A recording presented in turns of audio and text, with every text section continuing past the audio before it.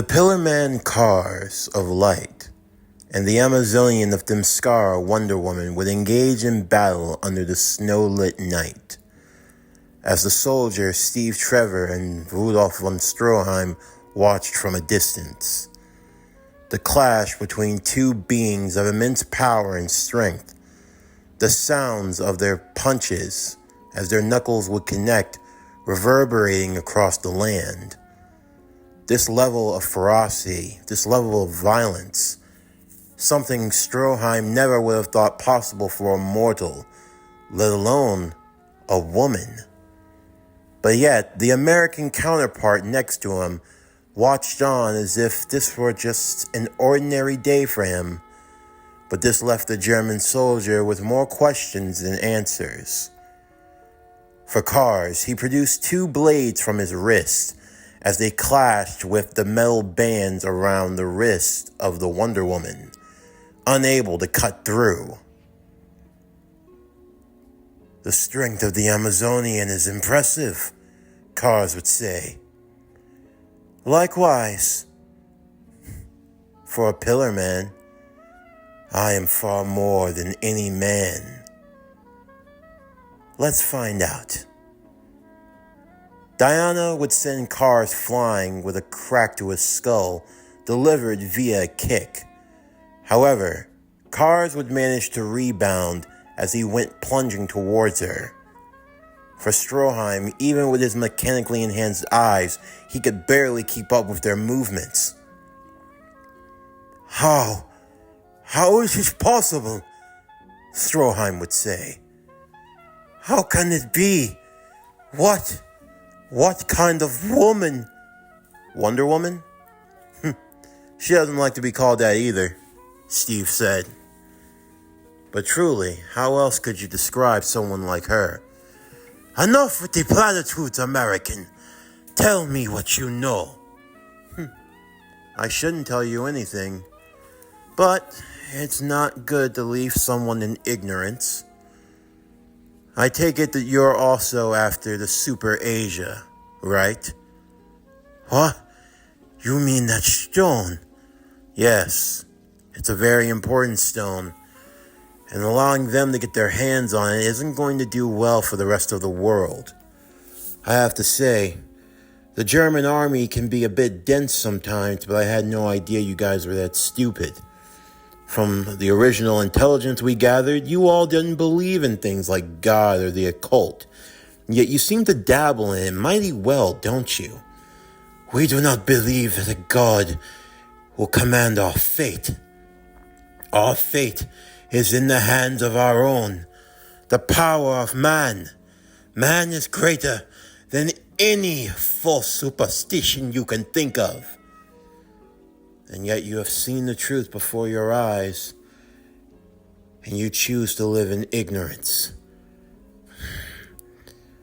Cocky bastard. Likewise. But, if you must know, when you idiots unearthed the Pillar Men, you unearthed an ancient evil, one of which hasn't been awoken in almost 5,000 years. Their origins tie back to the Egyptian time period. I'm sure you heard about a certain battle that took place in London almost 50 years ago, under a foggy night. Who would pay attention to such rumor? Only it turned out that it was reality. You see, during the ancient times, there were gods that were said to go rogue. Rogue gods? Yes. Not just from the ancient Greek pantheon that you're thinking about, no. Gods of all kind, from all mythology, and from all walks of life. You see, there are realms, my German friend. Realms far higher and far beyond anything that we can possibly imagine. Different worlds, different realities, different gods. Gods that have traveled all across the world, setting their roots in different places, different beliefs, different sects. That's how it all comes about. There is no just one pantheon, but there are plenty of them, and each god plays by their own rules. But for the ones that choose to manifest themselves on earth and cause trouble for mankind, they're called heretic gods. Heretic gods. But it's not just limited to the gods, no. Even some heroes from the past can re-manifest into our world as well, if they were able to reach of a godly status, along with monsters and any other creature that you can think of ancient history brought to life. Of course, when they manifest themselves into our world, that's where the trouble starts. And because of that, that's why people like her are needed. What is she? Technically speaking, she's an Amazonian, an island of women, a race of warriors who try to calm the savage hearts of man. But she's different from any of them as well, because she managed to do the impossible. She's killed a god.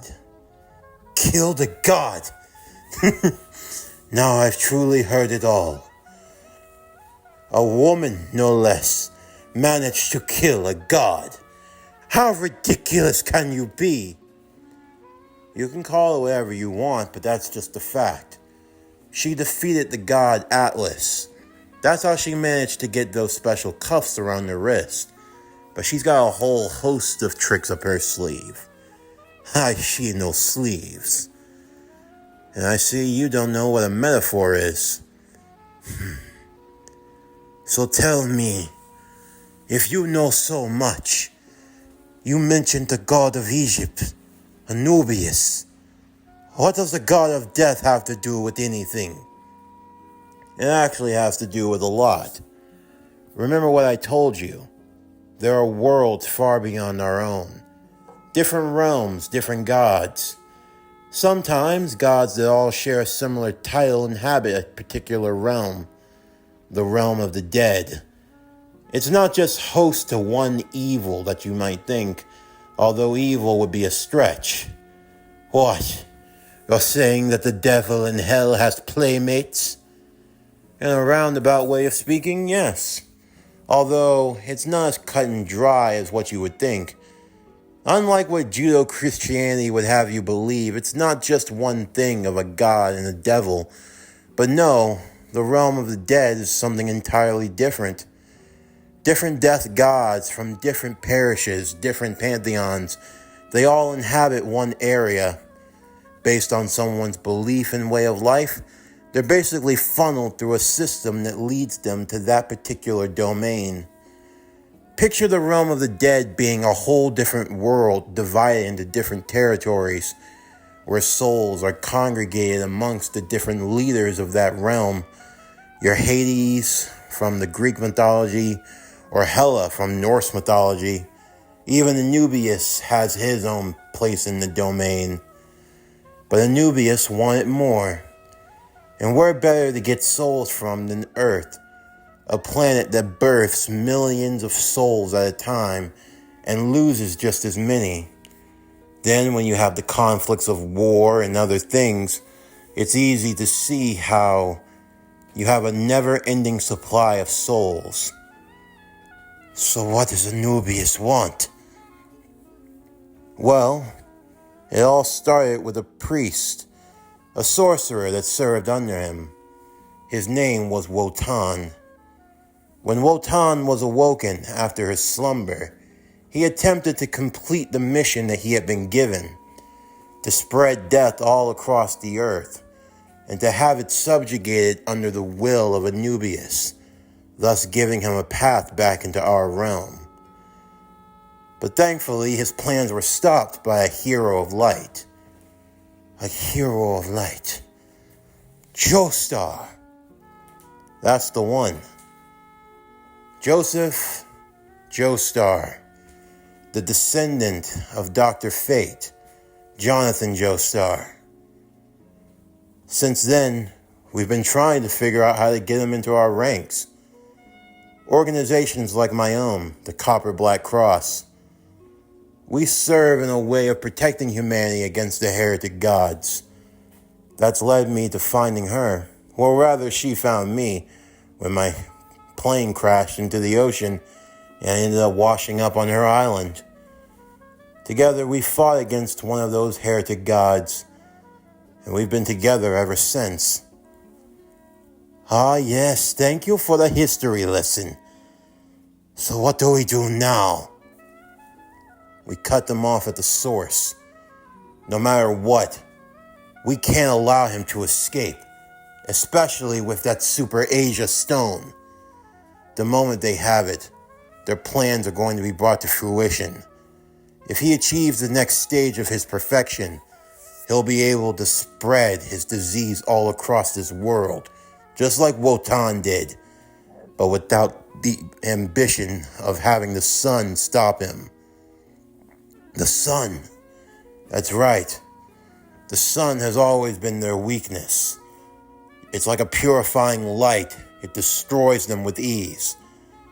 Once they're able to perfect their bodies, that won't be the problem.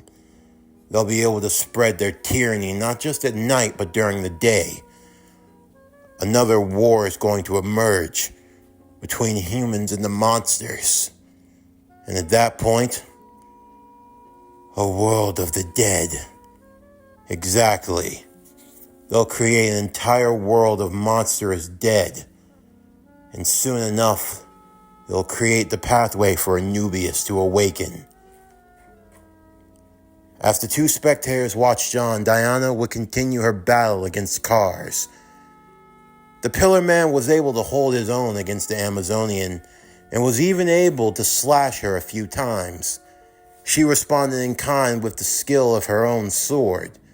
However, with his ability to rebuild and heal himself, he was able to stay in the fray.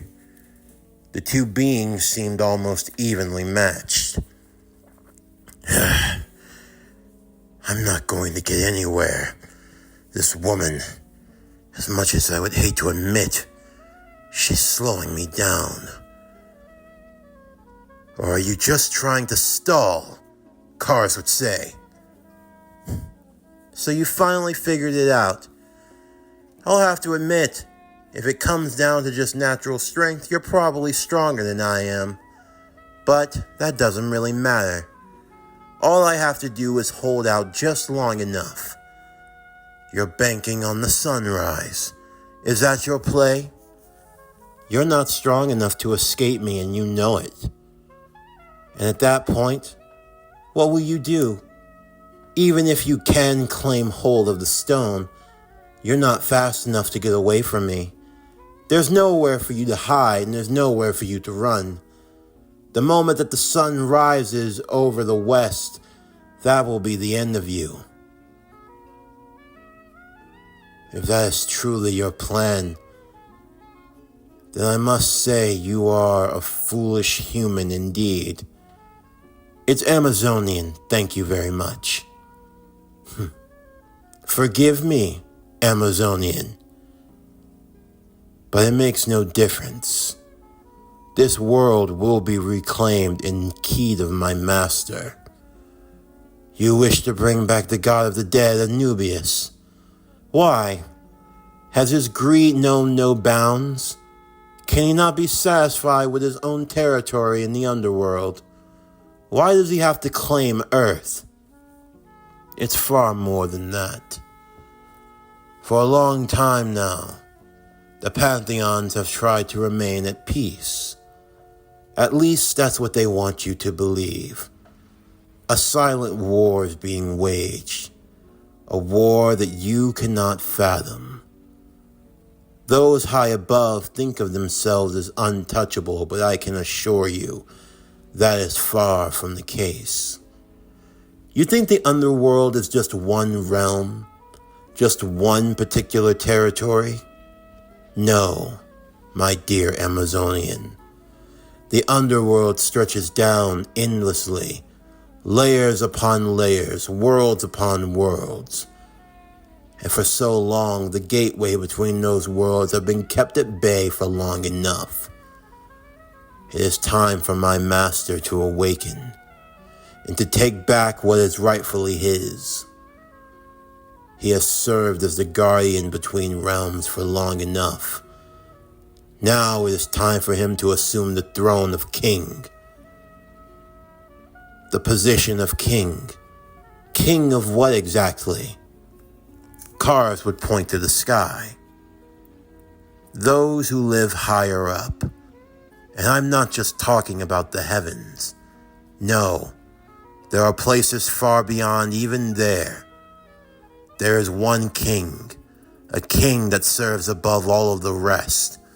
A bastard who sits on his fattened throne, acting like he is the one above all, when I can assure you that he is not. He's afraid of us, afraid of my master, afraid of what we can do. Labels us as monsters, abominations, demons even. He's afraid of our power. This king, a king whose throne is made entirely out of glass, and a throne that will crumble to the ground.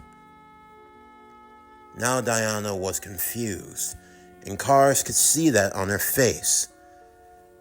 Oh, I take it that's something that they never told you. The one true king above all of us. A false king. A false king. Just what in the hell was he talking about? No, he's just trying to distract me. I won't fall for it. Your ambitions end here, Cars. There's nowhere for you to escape. You're going to die, along with Anubis's dreams of rebelling. If that is what you believe. But the funny thing about belief, Cars would say, it's a lot like the tides in the ocean. They can always go in any direction. The wind carries them. But without that wind, the sea is nothing but silent. Water, something that's said to take any shape or form, but without a vessel, it is nothing. Nothing at all. Oh, and now I guess you consider yourself a philosopher, Cars. Philosopher, no. Just someone who's tired of this stupid reality. Multiple blades would begin to shoot out of himself. If you truly believe that you have the power to take me down, then what are you waiting for? If you think that I'll play along into your game, you're surely mistaken. You only have to stall out to kill me. But I have no problem killing you. Cars would lunge towards Diana as she raised her shield, only for him to swerve past her at the last moment as he went bolting towards Steve. Oh no! He's coming this way! Yeah, I can see that, Captain Obvious. Steve Trevor started to fill up his gun with his bullets as he began to imbue them with magic. All right, ugly. You want some? Come and get it! Holding twin revolvers in both of his hands, he began to shoot. However, Cars would be able to avoid every bullet with ease as he slunk around, getting close, wrapping his body around the man and holding a blade to his throat. Let him go! Oh. But I thought you said you were going to kill me. Hamon user or not, Campione or not, you mortals are so predictable. Every time that you have victory in your grasp, you always let it slip through your fingers. Because you choose to play dirty. You talk about your superiority. Yet at the first sign of trouble, you're always ready to take a hostage. How do you think that I've survived for over thousands of years? I didn't get where I am because I play nice with others. Here's what's going to happen. Cars said, knowing that the sun was going to arise soon. If you want your friend to stay alive, you won't follow me. If I see you trying to come after, I'll make sure I split his throat. Diana, don't worry about me. I'll be fine. Just... That's enough out of you. Even if you do have an ability for magic, your magic does you no good if I can take you out with ease.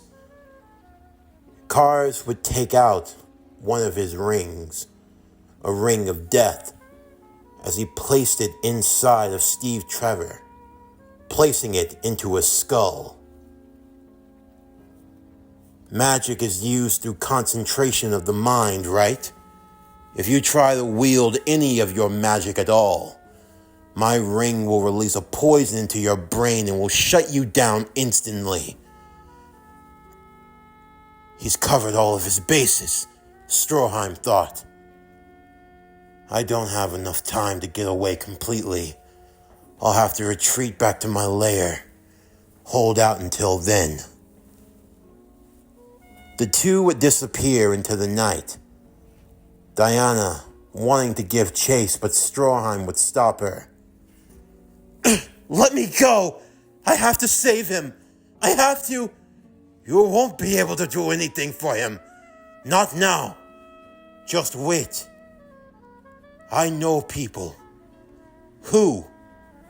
They are those who are also trying to defeat the Pillar Man. Only when you work together might you have a chance to stop them. And why should I trust you? You have no reason to. Under any other circumstance, you and I would be enemies, and I would use all of my strength to defeat you. But right now, we have a bigger problem. A problem that could doom the entire world. Do you wish to stop this god of death? Do you? Of course I do. Then just wait. Patience is the key to victory. By the time of the sun's rising, Joseph and the others would arrive to a mountain lodge, hoping to regroup and gather themselves as they prepared to hunt down Cars. Knowing that the sun had risen, he'd have to find somewhere to retreat. As they approached the doors, a woman wrapped in a cloak would be waiting for them at the steps, along with Stroheim, covered up in cloth as well, and strapped to a wheelchair, as that was all he could use with his one good arm. See, I told you they would arrive. Huh? Stroheim, Joseph would say. How are you still alive? Do not underestimate the German science, boy. We are far more resilient than you give us credit. Yeah, whatever. So I take it you've made a new friend, he said, looking at the woman with the sword on her back. If you've come looking for the fight, I can assure you, ma'am, we're not in the mood. And while I don't take kindly to wanting to fight a woman, if you're trying to stand in our way, I have no problem decking you in the face. Diana would smirk as she stood up. I hear that you're pretty strong, Joseph Joestar. And while I would love to test that out, I don't have time either. A friend of mine is in trouble, and we're dealing with the same enemy. We are? The Pillar Man, Stroheim would say. Our enemy is the Pillar Man. You mean Cars? He's not too far from here. A friend of mine is being used as a hostage. A hostage, Caesar would say. And just who are you? I am Diana of Themskara, and I carry the title of the Wonder Woman and Campione. And you? Well, since we're introducing ourselves with titles, I am Joseph Joestar, Master of Hamon. And to my enemies, I am known as Dr. Fate. A pleasure to meet you, Diana. He reached out his hand for hers, shaking as he kissed the top. Oh, he must consider himself a Casanova, Caesar murked. Shall we join forces and kick the ass of these pillar men? With pleasure, Joestar.